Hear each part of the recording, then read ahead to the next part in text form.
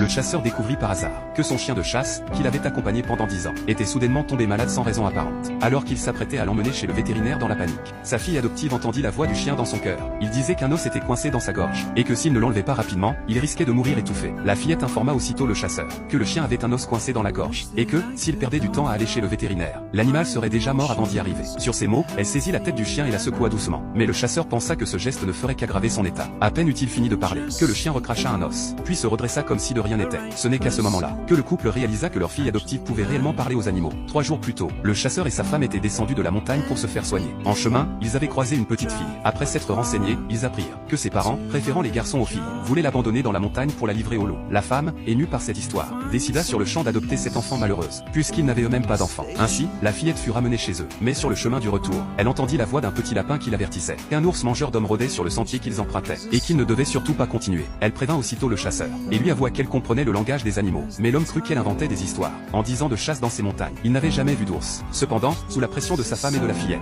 il accepta d'aller vérifier. Après avoir marché à peine 200 mètres, il découvrit une énorme empreinte de pattes sur le sol, et des rugissements d'ours retentissaient depuis une grotte voisine. Effrayé, il rebroussa aussitôt chemin, et s'enfuit avec sa famille. Ce n'est qu'après avoir couru sur 2 bons kilomètres qu'il comprit. La fillette pouvait vraiment parler aux animaux. Elle fut donc officiellement accueillie dans la famille. Pour lui redonner des forces, la grand-mère lui apporta 2 œufs. Mais cette scène fut surprise par la tante aînée, une femme acariâtre et mesquine, qui arracha aussitôt les œufs des mains de la vieille, et refusa de partager la nourriture avec l'enfant. Son mari, l'oncle aîné, prit son parti, et menaça de chasser la grand-mère, si elle osait encore donner de la nourriture à des étrangers. Face à tant de cruauté, la vieille femme, en colère, décida de diviser la famille. Cette décision fit le bonheur de la tante aînée, qui méprisait depuis longtemps le foyer du chasseur, le jugeant comme un fardeau. Elle s'empara alors de tous les animaux de la maison, ne laissant rien aux chasseurs. Même les voisins furent indignés. Ce couple sans cœur condamnait les plus faibles à la misère. C'est alors que la fillette entendit de nouveau la voix des animaux. Ils lui dirent que la rivière au bout du village regorgeait de poissons, et qu'il suffisait d'en attraper quelques-uns pour apaiser leur faim. Elle prévint aussitôt le chasseur, qui, se souvenant de son don, décida de la croire. Tous deux se rendirent à la rivière à l'est du village, et, guidé par la fillette, le chasseur attrapa rapidement une grande corbeille de poissons. Les villageois, stupéfaits, n'en croyaient pas leurs yeux. En ces temps de famine, la viande et le poisson valaient une fortune. Le soir, la famille prépara une grande marmite de soupe de poisson, et se régala. À côté, la tante aînée, pour fêter la séparation des familles, venait tout juste de faire cuire une simple bouillie de patates douces. Mais son fils sentit aussitôt l'odeur du poisson, et, en suivant le parfum, ils découvrirent que la famille du chasseur mangeait du poisson. Rongée de jalousie, la tante grinça des dents de colère.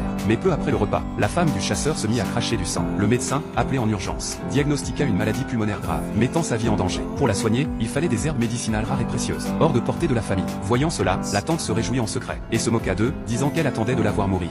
Mais la fillette dit à la grand-mère qu'il pouvait aller dans la montagne chercher ses herbes, et qu'elle demanderait aux animaux de les guider. Le chasseur, touché par sa foi, décida de tenter sa chance. Le lendemain, ils partirent ensemble en montagne. Toute la matinée, ils cherchèrent en vain, jusqu'à ce que la fillette entende, grâce aux animaux, qu'un vieux lynx centenaire poussait sous un arbre non loin de là. Elle transmit aussitôt l'information, mais personne ne la crut.